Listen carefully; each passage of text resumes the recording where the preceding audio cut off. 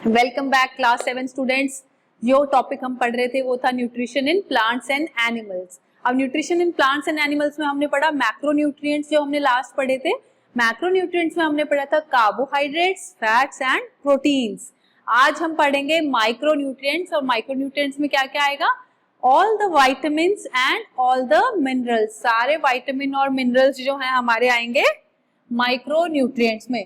So if I talk today, तो हम जो बात कर रहे हैं वो हम बात कर रहे हैं micro nutrients.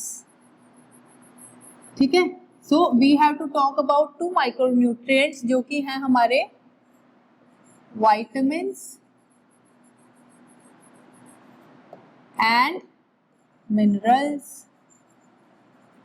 Fine. Now, why did we call them micronutrients? Because they are required in less quantity. मतलब कम मात्रा में हमको हमारी बॉडी को इनकी जरूरत होती है, इसलिए हमने इनको बोला है माइक्रो न्यूट्रिएंट्स। अब टॉकिंग अबाउट माइक्रो न्यूट्रिएंट्स, तो first we will be talking about vitamins. ठीक है, वाइटामिन्स क्या होते हैं बेटा? There are different kinds of vitamins. उनकी जो लेबलिंग है हमने अल्फाबेटिक उससे करी हुई है। Vitamin A, vitamin B, C, D, E. ठीक है, these 5 are important for us, and K, A, B, C, D, E, K. These vitamins are important for us and these are required in less quantity, और हमारी diet में ये होने चाहिए, सारे vitamins होने चाहिए। ये हमारी डिफरेंट बॉडी की जो एक्टिविटीज हैं उनमें इनका रोल है। बॉडी में जो रिएक्शंस चलती रहती हैं उन सब में vitamins की जरूरत होती है।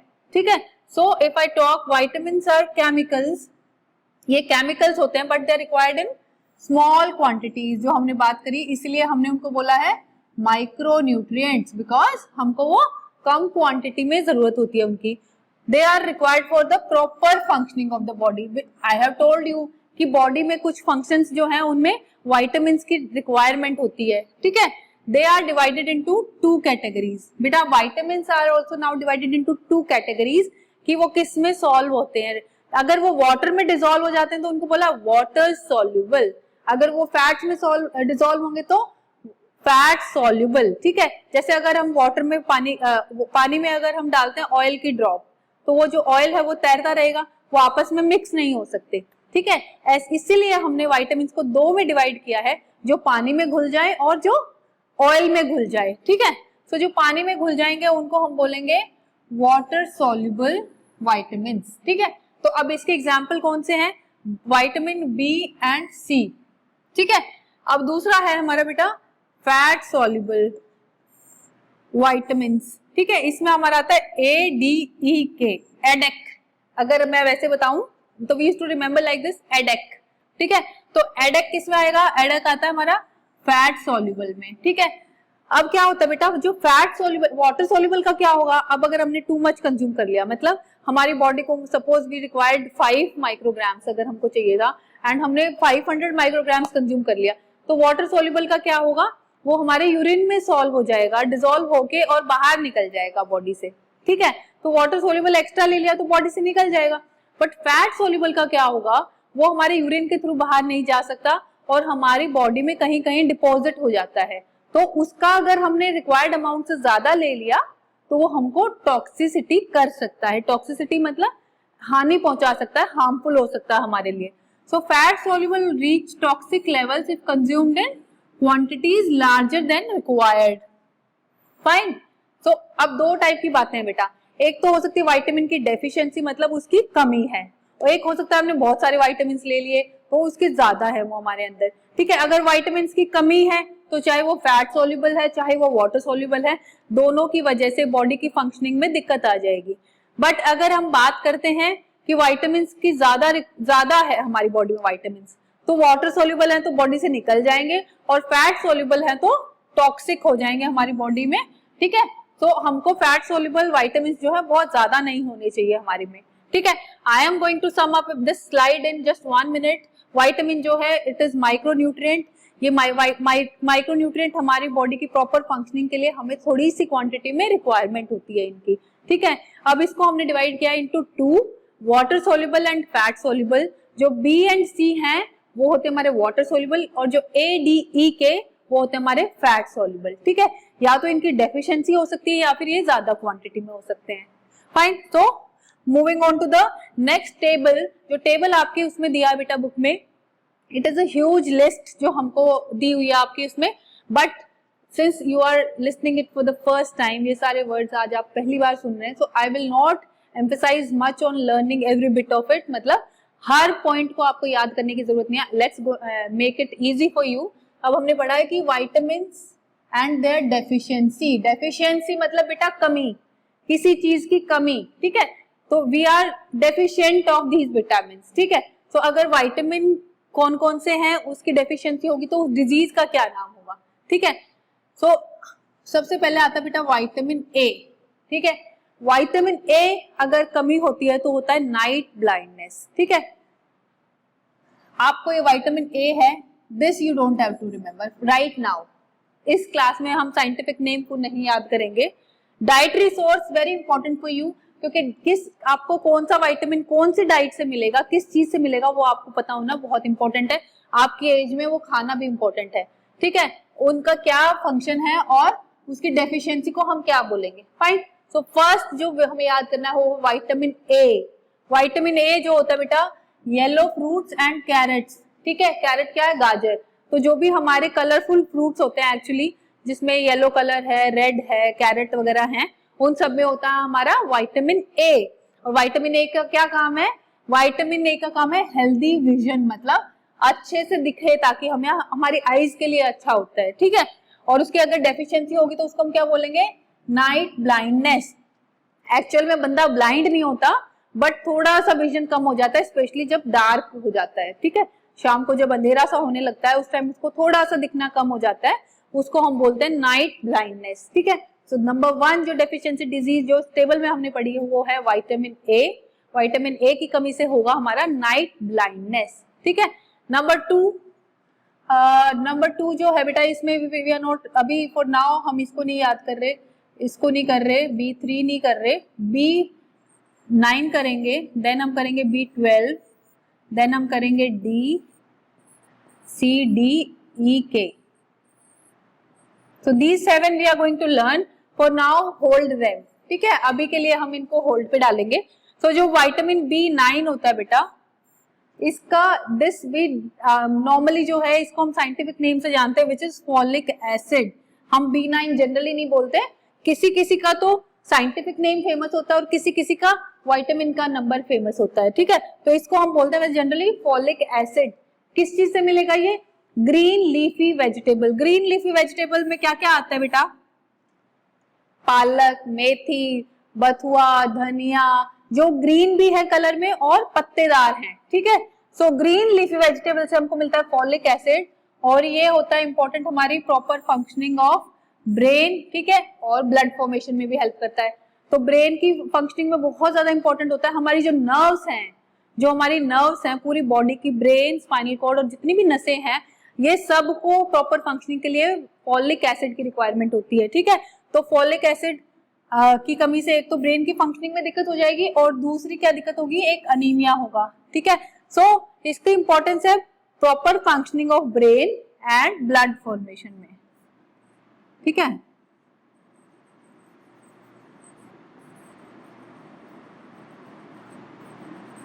तो ब्लड फॉर्मेशन फिर कम हो जाती है तो अनीमिया हो जाएगा, ठीक है। जो हमने दूसरा पढ़ा वो पढ़ा है हमने B9 जिसको बोलते हैं फॉलिक एसिड। फॉलिक एसिड हमको मिलता है ग्रीन लीफी वेजिटेबल से और उसकी कमी से होता है अनीमिया। जो थर्ड हम पढ़ रहे हैं वो है B12। B12 में बेटा कोबालामिन बोलते हैं इसको, डोंट रिमेम्बर बेशक से, but B12 we should know. इसके जो सोर्स है बेटा, विटामिन B12 जनरली ऐसा होता है जिसमें वेजिटेरियंस की डेफिशिएंसी होती है, बिकॉज जो विटामिन B12 के ज्यादातर जो सोर्सेज हैं वो होते हैं एनिमल के, ठीक है। एनिमल सोर्सेज में ज्यादातर फिश, चिकन, इन सब में होता है, बट थोड़ा बहुत अगर होता है तो हम वेजिटेरियंस को मिलता है मिल्क से, ठीक है। So it is in the egg और मिल्क में, बाकी चिकन वगैरह में होता है, ठीक है। ये भी फॉर्मेशन ऑफ हीमोग्लोबिन में हेल्प करता है और इसकी डेफिशिएंसी से भी अनीमिया होता है। Leave this word for now, ठीक है। इसकी डेफिशिएंसी से भी अनीमिया होता है, ठीक है। तो the third which we are remembering is vitamin B12। इसके सोर्सेज जो है एग और मिल्क से मिलता है और इसकी डेफिशिएंसी से भी अनीमिया होता है, ठीक है। नंबर 4 इज vitamin C। Vitamin C vitamin C आजकल ट्रेंड में है क्योंकि जो हमारा कोरोना वायरस है उसकी ट्रीटमेंट के लिए विटामिन सी बहुत दिया जा रहा है।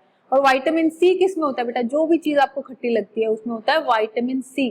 ठीक है, सिट्रस फ्रूट्स क्या होते हैं, जो खट्टे लगते हैं। ठीक है, जिसमें ऑरेंज है, मौसमी है, नींबू है, ये सब हमारे होते हैं सिट्रस फ्रूट्स। ठीक है, तो इसको सिट्रस, इसके सोर्सेज क्या है, सिट्रस फ्रूट्स मतलब जो हमको खट्टे लगते हैं। और ये होता है हमारा growth and repair of tissues में, ग्रोथ में भी हेल्प करता है और रिपेयर करता है टिश्यूज के। इसकी डेफिशिएंसी तो होता है बेटा स्कर्वी। ठीक है, these are just the name of the disease. अब उसकी डेफिशिएंसी के नाम को हमने अगर स्कर्वी बोल दिया तो वो एक नाम है जो आपको याद करना है कि विटामिन सी की कमी होगी तो बीमारी को क्या बोलेंगे, स्कर्वी बोलेंगे। ठीक है, उसके बाद आता है बेटा विटामिन डी। विटामिन डी जो है, हम कहते हैं अरे विटामिन डी ले लो, धूप में बैठ जाओ। विंटर्स में क्या होता है, मैं तो विटामिन डी ले रहा हूँ सन में बैठ के। ठीक है, सो ज्यादातर जो है सनलाइट से मिलता है, उसके अलावा जो है फिश लिवर ऑयल से मिलता है, नॉनवेज सोर्सेज हैं बाकी ज्यादातर। ये बोन्स के लिए बहुत इंपॉर्टेंट होता है बेटा। विटामिन डी जो है कैल्शियम के साथ मिलके बोन्स के हमारे हेल्थ मेंटेन करता है। ठीक है, इसकी कमी को बोलते हैं रिकेट्स। ये ज्यादातर बच्चों में होती है क्योंकि उनकी जो बोन्स है वो डेवलप हो रही होती हैं। अब एडल्ट की तो बोन्स डेवलप हो चुकी हैं, तो उनमें क्या होता है, बच्चों में जब बोन्स डेवलप हो रही होती हैं और अगर विटामिन डी की कमी हो जाती है तो उनकी बोन्स ऐसे ना डेवलप होके ऐसे कर्व हो जाती हैं। ठीक है, और उसको हम बोलते हैं रिकेट्स। ठीक है, उसके बाद जो हम पढ़ रहे हैं विटामिन ई। विटामिन ई होता है हमारा ग्रीन वेजिटेबल्स में। ठीक है, और ये भी हमारा डिटॉक्सिफिकेशन या फिर मतलब हार्मफुल सब्सटेंस जो आता है उनसे हमको बचाने में हेल्प करता है, और स्किन एलर्जी वगैरह इसका डेफिशिएंसी से हो जाता है। ठीक है, फिर विटामिन के है लास्ट में। स्पिनच, इसको भी बोलो ग्रीन लीफी वेजिटेबल बोल सकते हो, स्पिनच मतलब पालक।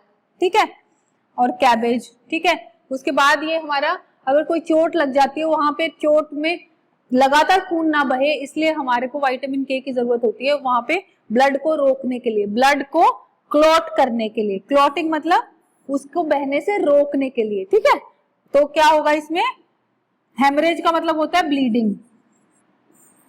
अगर आपके उसमें मैं बात करूं, haemorrhage is a scientific term, but bleeding मतलब बहुत ज्यादा ब्लड बह जाएगा अगर विटामिन के की डेफिशिएंसी होगी तो। ठीक है, सो अब इस टेबल को अगर मैं शॉर्ट में बात करूं, you have to remember this for sure. Vitamin A और येलो फ्रूट्स और कैरेट से मिलेगा, नाइट ब्लाइंडनेस होगी इसकी डेफिशिएंसी से। Then you have to remember folic acid B9, ये ग्रीन लीफी वेजिटेबल से मिलेगा और इसकी डेफिशिएंसी से अनीमिया होगा। Vitamin B12 you have to remember, egg और मिल्क से मिलेगा और अनीमिया होगा इसकी डेफिशिएंसी से। Vitamin C you have to remember कि सिट्रस फ्रूट से मिलता है और इसकी डेफिशिएंसी से स्कर्वी होता है। विटामिन डी हमको मिलता है सनलाइट से और फिश लिवर ऑयल से मिलता है, मतलब नॉनवेज सोर्सेज हैं इसके, और रिकेट्स होता है इसकी डेफिशिएंसी से। दीज टू बेटा, these two you have to just read. E and K को बहुत रटने की अभी जरूरत नहीं है। ठीक है, but A, B9, B12 and C, D, this you have to remember by heart. Only the vitamin, then the dietary source and the deficiency disease का क्या नाम है, this you have to remember. Fine. So let's move to the next slide. अब थोड़ा सा vitamins के बारे में इन्होंने कुछ facts हमारे को बताए हुए हैं। That vitamin D मैंने बोला sunlight से मिलता है तो इसको बोलते हैं sunshine vitamin. ठीक है, sometimes it is asked कि सनशाइन विटामिन कौन सा है, कि कौन सा विटामिन है जो सूरज को देख के शाइन करने लगता है, तो वो है हमारा विटामिन डी।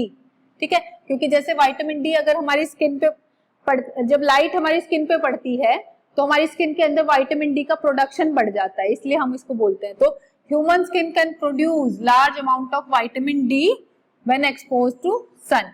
जब हमारी स्किन को धूप की किरणें मिलती हैं उस टाइम पे वो विटामिन डी बनाने लग जाती है। दूसरा जो इन्होंने दिया है, vitamin B and C, they are most sensitive to heat. जो हमारे विटामिन बी एंड सी हैं जो कि वाटर सॉल्युबल हैं, वाटर सॉल्युबल हैं तो क्या होगा, अब हमने मान लो कोई भी सब्जी वगैरह बॉईल करी, ठीक है, उसको हम बॉईल कर रहे हैं तो वो डैमेज हो जाते हैं। ठीक है, तो विटामिन बी और सी सेंसिटिव टू हीट है, मतलब बहुत ज्यादा जल्दी हीट पड़ने पर खत्म हो जाते हैं। तो they may get destroyed by excessive cooking. Cooking में अगर खाना बनाते हो हम ज्यादा देर तक उनको उबालते हैं तो विटामिन बी और सी हमारी डाइट से डेफिशिएंसी होने के चांस हो जाते हैं। ठीक है, so let's move to the next slide. Before that let me tell you, we are done with the vitamins. जो दूसरा माइक्रोन्यूट्रिएंट हमको पढ़ना है दैट इज मिनरल्स। मिनरल्स में क्या आता है बेटा? मिनरल्स में डिफरेंट डिफरेंट चीजें आती हैं, जिसमें आता है हमारा कैल्शियम, आयरन, पोटेशियम, जो भी आप बाद में अभी केमिस्ट्री में पढ़ेंगे वो सारे एलिमेंट्स जो है हमारे मिनरल्स में आते हैं, कॉपर, जिंक, मैग्नीशियम, और बहुत बहुत कम क्वांटिटीज में हमको उनकी जरूरत पड़ती है। ठीक है, सो फॉर आपके लेवल के लिए ये इंपॉर्टेंट नहीं है अभी मिनरल्स याद करना, but that you will be reading in next classes. But minerals are also micronutrient, ये हमारे को पता होना इंपॉर्टेंट है अभी। ठीक है, so now the concept of balance diet. Balance का मतलब क्या समझते हो? अगर मैं किसी पत्थर पे खड़ी हूँ या दीवार पे खड़ी हूँ तो मुझे बैलेंस बनाना है। ठीक है, मैं इधर भी नहीं गिरूं, मैं इधर भी नहीं गिरूं, मुझे बीच में बैलेंस बनाना है। बैलेंस मतलब एक संतुलन बनाना है कि मैं किसी भी साइड ना गिरूं ज्यादा। ठीक है, तो बैलेंस बनाने के लिए हमको क्या करना होगा कि एक संतुलन बनाने के लिए इतने कार्बोहाइड्रेट्स खाने हैं, इतने प्रोटीन, अपनी बॉडी की रिक्वायरमेंट जैसे है वो भी एज के हिसाब से वेरी करेगी। लाइक अगर आपकी ग्रोइंग एज है तो प्रोटीन की क्वांटिटी थोड़ी सी ज्यादा होनी चाहिए डाइट में। तो ऐसे क्या होगा कि बॉडी की रिक्वायरमेंट के अकॉर्डिंग सारे मैक्रोन्यूट्रिएंट्स और माइक्रोन्यूट्रिएंट्स हमारी बॉडी में एक फिक्स्ड अमाउंट में जाने चाहिए। अगर उससे कम जाते हैं तो हमारी डाइट में डेफिशिएंसी हो जाती है और कोई कोई डिजीज हमको होने लगती है, किसी न किसी बीमारी से हम ग्रस्त हो सकते हैं। उससे बचने के लिए एक बैलेंस डाइट का कंसेप्ट आया है कि ऐसा खाना जिसमें सब कुछ बैलेंस में आ जाए, ना तो उसमें हम ज्यादा हो और ना तो हम मोटे हो रहे हैं बहुत सारा खा के, और ना फिर हमारे अंदर किसी चीज की कमी रह रही है। उस बैलेंस बनाने के लिए जो डाइट हम बनाते हैं उसको हम बोलते हैं बैलेंस्ड डाइट। ठीक है, तो we have studied कि we require nutrients in certain required amounts to maintain an overall health of the body। ठीक है, तो अब हमने बोला है कि we require carbohydrates in the largest amount, क्योंकि जो मेन सोर्स ऑफ एनर्जी है हमारा वो कार्बोहाइड्रेट्स है। तो सबसे पहली चीज अगर बैलेंस डाइट में है तो अगर किसी की डाइट हमको बनानी है तो सबसे ज्यादा जो हमें खाना है वो है कार्बोहाइड्रेट, तो वो हम फॉलो भी करते हैं। हमारी जो डाइट है उसमें मेनली होता है कार्बोहाइड्रेट्स। हम अगर 3 बार खाना खाते हैं, हम तीनों बार चपाती खाते हैं या राइस खाएंगे चपाती की जगह, तो इसका मतलब कार्बोहाइड्रेट तो हम ले ही रहे हैं हर डाइट में, followed by proteins and fats. अगर उसके बाद दूसरे नंबर पे कुछ चीज ज्यादा होनी चाहिए वो है प्रोटीन्स। ठीक है, और फिर तीसरे नंबर पे फैट्स। ये तो हो गया हमारे मैक्रोन्यूट्रिएंट की बात कि सबसे ज्यादा खाने हैं कार्बोहाइड्रेट्स, फिर खाने हैं प्रोटीन और तीसरे नंबर पे फैट्स। उसके अलावा हमने माइक्रोन्यूट्रिएंट में vitamins and minerals are also required in minute quantities. Minute मतलब बहुत कम, क्योंकि माइक्रो है तो ठीक है। अब ओवर कंजम्पशन मतलब जरूरत से ज्यादा कंज्यूम करना, ओवर मतलब ज्यादा और कंज्यूम करना जरूरत से ज्यादा, या फिर डेफिशिएंसी मतलब कमी। तो या तो बहुत ज्यादा खाना या बिल्कुल कम खाना किसी चीज को, ये आर हार्मफुल टू अस। ठीक है, तो अब इसको हमें को बैलेंस इनटेक करना है कि कितने न्यूट्रिएंट खाने हैं। ठीक है, तो अब इसका डेफिनेशन है बेटा, this is important by all means, this definition is important और ये आपको अपनी फेयर नोटबुक में लिखनी है। ठीक है, a balanced diet is one that contains all the essential nutrients. Essential nutrients में हमने मैक्रोन्यूट्रिएंट भी बता दिए और माइक्रोन्यूट्रिएंट भी बता दिए। Required by us in definite and necessary proportion. Proportion मतलब हिस्सा, तो कितना हिस्सा कौन से न्यूट्रिएंट का होना चाहिए वो भी डिफाइंड होगा इसमें। ठीक है, सारे न्यूट्रिएंट होने चाहिए और कौन सा न्यूट्रिएंट कितना होना चाहिए वो भी डिसाइडेड होना चाहिए। Balanced diet helps us in maintaining overall physical and mental health. Overall health हमारी जो बॉडी की है वो डिपेंड करेगी कि हमारी डाइट कैसी है। ठीक है, every food item that we contain does not contain all the required amount. तो बैलेंस डाइट में ये कहना चाह रहे हैं कि कोई भी ऐसा फूड आइटम नहीं है जिसमें सारे न्यूट्रिएंट होते हो, मैक्रो भी माइक्रो भी सारे मिलाकर। इसीलिए हमको बैलेंस डाइट बनाने के लिए एक मिक्सचर बनाना पड़ेगा। ठीक है, तो सम ऑफ देन रिच में कोई प्रोटीन्स होंगे, किसी में फैट ज्यादा होंगे, तो उन सबका मिक्सचर हमको बना के एक बैलेंस डाइट बनानी है। ठीक है, तो this is like a balance diet pyramid. Pyramid में क्या होता है बेटा, कोई भी जो स्ट्रक्चर ऐसा होता है उसको हम बोलते हैं पिरामिड। ठीक है, अब इसमें हमने जब पिरामिड बनाया, like this is the pyramid जो हम बना रहे हैं बैलेंस डाइट का, आपको ये बहुत ध्यान से देखना है और समझना है, क्योंकि ये आपकी एज के लिए बहुत इंपॉर्टेंट है। तो पिरामिड का जो बेटा बेस होता है, this is the base of pyramid. Base मतलब उसका सबसे नीचा और सबसे चौड़ा पोर्शन जो सबसे ज्यादा क्वांटिटी में होगा, और ये इसकी पीक है एक तरीके से, ठीक है। पीक मतलब जो बिल्कुल कम क्वांटिटी में लास्ट में बचेगा। तो जो पिरामिड का बेस है हमारा, अगर हम डाइट की बात करें तो कौन हमारा पिरामिड का बेस बनाएगा, वो हमारा बनाएगा ग्रेन ग्रुप। ग्रेन ग्रुप में आते हैं बेटा हमारे राइस, व्हीट एंड मेज, ठीक है। तो अगर मैं ग्रेन की बात करूं तो राइस, व्हीट और मेज आते हैं, जो हम मतलब कार्बोहाइड्रेट्स आते हैं बेसिकली। हमने बात करी कि सबसे ज्यादा अगर कुछ चीज जो खानी है हमको तो वो है कार्बोहाइड्रेट्स। तो कार्बोहाइड्रेट्स जो है वो बेस बनाते हैं पिरामिड का, ठीक है। इस बैलेंस डाइट पिरामिड का जो बेस है वो कार्बोहाइड्रेट्स बनाएंगे, और बेस वही बनाएगा जो सबसे ज्यादा क्वांटिटी में, क्योंकि ये सबसे ज्यादा चौड़ा है मतलब ये सबसे ज्यादा खाना है, फिर ये थोड़ा कम खाना है, ये थोड़ा कम, ये सबसे कम खाना है, ठीक है। दूसरा है बेटा जो ग्रुप है, दूसरा ग्रुप है हमारा फ्रूट्स एंड वेजिटेबल ग्रुप, ठीक है। इधर फ्रूट्स बना रखे हैं, इधर वेजिटेबल्स बना रखे हैं। तो सबसे ज्यादा तो हमको खाने कार्बोहाइड्रेट्स, उसके बाद हमारा fruits and vegetable group. Fruits and vegetables में बेटा हमारे सारे वाइटामिन और मिनरल्स आते हैं। तो मेजर जो फ्रूट और वेजिटेबल ग्रुप है, this is for our micro nutrients, ठीक है। उससे जो थर्ड नंबर पे आता है वो आता है हमारा मिल्क ग्रुप, और अगर कोई नॉन वेज खाता है तो मीट ग्रुप, ठीक है। तो या तो मिल्क एंड मिल्क प्रोडक्ट्स है, ठीक है, मिल्क है, पनीर है, बट और अगर इधर बात करते हैं मीट ग्रुप, इसमें फिर हमारा एग है, चिकन है, फिश है। तो इट जस्ट डिपेंड्स कि आप नॉन वेज नहीं खाते हैं तो आपको ये जो पूरा इतना जो है ये अपने आप को मिल्क ग्रुप से भरना पड़ेगा, और अगर आप नॉन वेजिटेरियन है तो कुछ आप मिल्क के प्रोडक्ट ले सकते हैं, कुछ नॉन वेज की चीजें ले सकते हैं।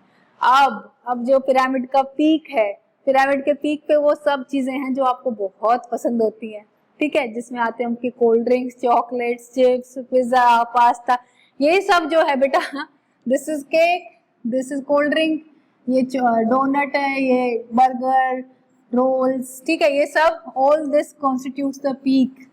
तो सबसे ज्यादा जो पसंद है चीजें वो सबसे कम खानी है, वो सबसे कम खानी है, वो कम अच्छी है, उनमें वो इतने विटामिन और मिनरल्स नहीं होते हैं। सो टेक होम मैसेज, मतलब घर पे क्या मैसेज लेके जा रहे हो from the balance diet pyramid is that सबसे ज्यादा आपको खाने हैं कार्बोहाइड्रेट्स, जिसमें आता है हमारे राइस, व्हीट एंड एवरीथिंग। उसके ऊपर जो दूसरे नंबर पे खाने हैं वो खाने फ्रूट्स एंड वेजिटेबल्स। उसके ऊपर जो खाने हैं वो मिल्क एंड इट्स प्रोडक्ट्स। और उसके ऊपर जो खाने हैं बिल्कुल कम, मुश्किल से दिन में एक बार एक चीज ऐसी खानी है जो आपको बहुत पसंद है, ठीक है। इसलिए इट्स बेटर कि ये चीजें आप फ्रूट्स पसंद करो, आप मिल्क पसंद करो, ताकि आप अपनी पसंद की चीज बहुत सारी क्वांटिटी में खा पाओ। That's all for today. We will be moving ahead with the same topic. Next video में हम सेम चीज को आगे कंटिन्यू करेंगे। Till then keep smiling and stay safe. Thank you.